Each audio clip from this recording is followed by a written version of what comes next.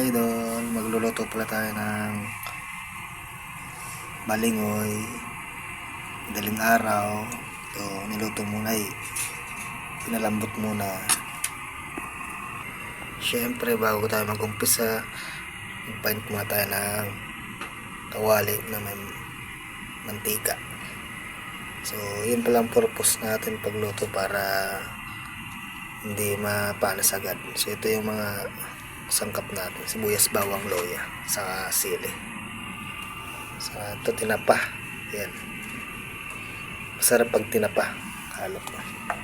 So, umpisa natin mga idol. Yan mga idol, nilagay na yung tinapa. Bali, kinigisa yung tinapa para masarap pa. At yun na mga idol, ilagay na natin yung pangalawang bata. So ngayon, halo-haloin muna natin hanggang kumulo. Sa mamaya ulit mga idol, ilalagay na natin yung balingoy pagkakulo.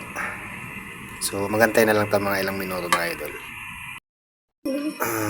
Ito na mga idol, lagay na natin yung balingoy sa sili. So ganyan palit tsura ng mga idol. Mamaya ulit mga idol, maglalagay tayo ulit ng kakanggata. So maghintay na lang ito ng ilang minuto. Ito yun na mga idol, pagkalipas ng pagpapatuyo natin na itong mga lutuin natin mga idol ng gulay, nilagay ko na pala mga idol yung kakanggata para lalong sumarap at magmantika siya ngayon. So ito pala nga idol, nilagay ko na ngayon. Ganito yung tsura niya ngayon. So magantay rin tayo mga ilang minuto yun, para maya maya mga idol makita nyo na magmamantika siya. Yan, antayin na lang natin mga idol ng mga ilang oras sa ilang minuto. Yan, sarap mga idol. Sino ba kumakain ito mga idol? Balingoy.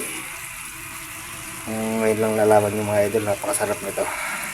Niluluto pala yung balingoy.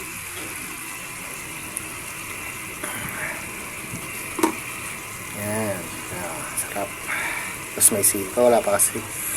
Wala yung kulay pulang sili mga idol. Red. Ano?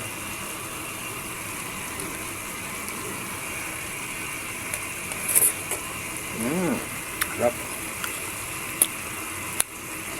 Manghang. Sarap. Mumuo yung manghang mga idol. Napakasarap. Ganyan talaga pag Bicolano. Dapat medyo manghang mga idol.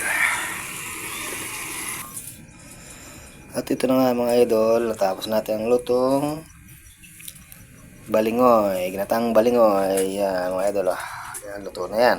So let's do it, kain na na.